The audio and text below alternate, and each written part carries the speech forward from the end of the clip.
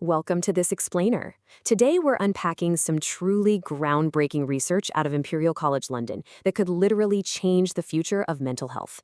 We're looking at a recent study published in the prestigious journal Nature Medicine, and let me tell you, it is absolutely fascinating. We're talking about severe depression, a condition that's only grown more prevalent lately, and a potential treatment that might sound a bit unconventional at first, but is actually deeply rooted in rigorous, peer-reviewed science. We're talking about psilocybin therapy. Now, this brings us to the big question driving today's explainer. What if treating depression actually requires rewiring the brain? Think about that for a second. For decades, the mainstream approach has focused heavily on adjusting chemical imbalances on a day-to-day basis. But what if the key to relief isn't just daily maintenance? What if the brain's actual structural communication pathways, the way different regions talk to each other, are essentially stuck, and they need a profound structural reset? Before we get into the solution, we really have to recognize the sheer severity of the problem. In the open-label trial we're reviewing, patients started with an average depression score of 34.8 on the Beck Depression Inventory. To put that number into perspective, anything over 29 is classified as severe depression. So these are patients dealing with treatment-resistant depression. They've already tried multiple courses of standard antidepressants and found absolutely zero relief. They are suffering deeply, and, they desperately need a real alternative. Okay. Here's our roadmap for today. 1. The depression treatment problem. 2. Testing psilocybin for depression. 3. How psilocybin rewires the brain. 4. Psilocybin versus traditional antidepressants. And 5. A new era for psychiatry. Let's dive right in. Section 1. The depression treatment problem, and exactly why we need new approaches. Look, traditional daily antidepressants like standard SSRIs definitely help a lot of people, but they have some very real limitations. The research points out that even the best performing antidepressant drugs often show only modest efficacy.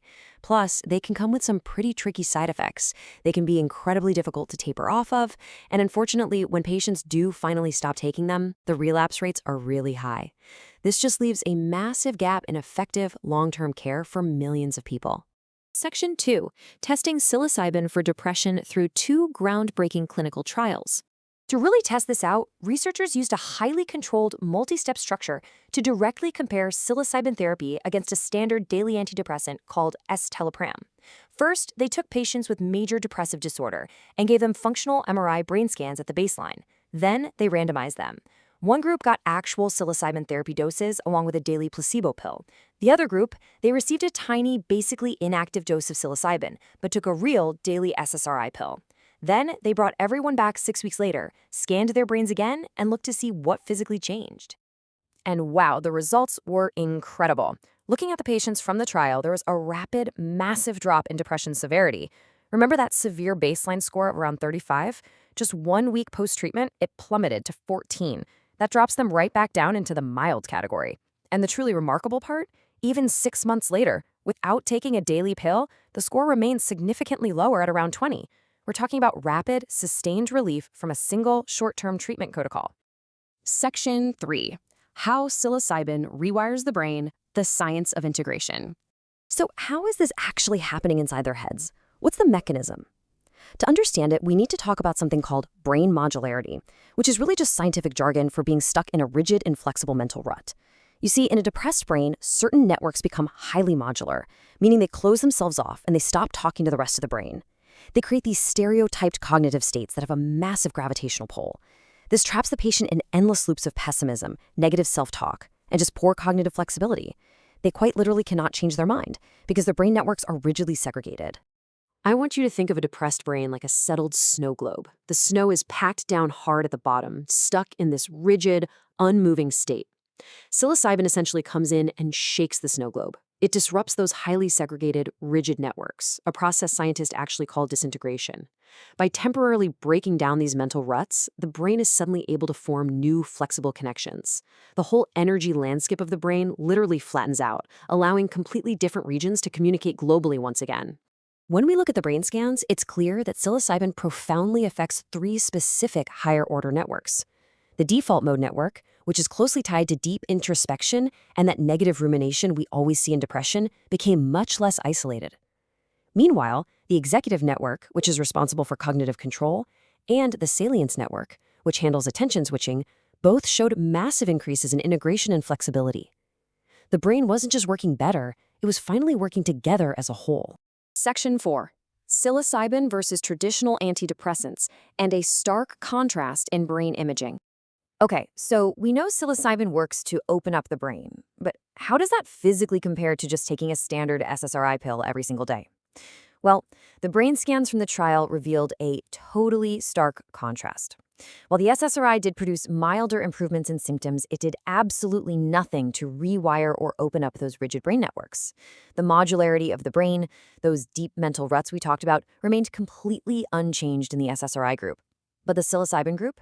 They showed significant, measurable increases in global brain network integration and dynamic flexibility. Here's the real twist.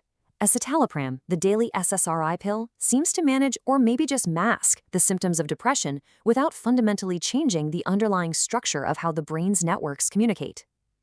Psilocybin, on the other hand, is structurally freeing the brain so it can visit a broader, much more flexible state of mind. It isn't just treating the sadness, it's treating the actual rigidity that causes the sadness in the first place. Section 5. A new era for psychiatry, and what this all means for the future. So, where does this incredible data leave us? The study's authors conclude that we have very likely found a new, reliable biomarker for how to treat depression. For the longest time, psychiatry has struggled to find physical, measurable changes in the brain that correlate directly with the patient actually feeling better. But this study suggests that global increases in brain network integration, essentially the brain talking to itself more openly, is a definitive mechanism for antidepressant action. We can literally see the healing happening on an fMRI scan. Now, I gotta pause here because we have to be realistic. We can't infer beyond the science. Psilocybin is not a magic bullet. These aren't magic pills you just pick up at the local pharmacy and take it home on your couch. Large-scale Phase 3 clinical trials are absolutely still required before this can become a licensed, widespread treatment. Also, the studies clearly emphasize that this medicine requires highly controlled, guided therapeutic settings to be both safe and effective. But still, even with those caveats, this research represents a massive, hopeful paradigm shift in mental health care. I want to leave you with this provocative thought. What if the key to treating our deepest emotional pain isn't just about balancing daily chemicals, but about giving our minds the flexibility to physically break free from the past? As we learn to literally rewire the mind, I hope you stay curious, maybe share this explainer with someone who'd find it as fascinating as we do, and continue supporting the incredible future of mental health research. Thank you so much for learning with me today.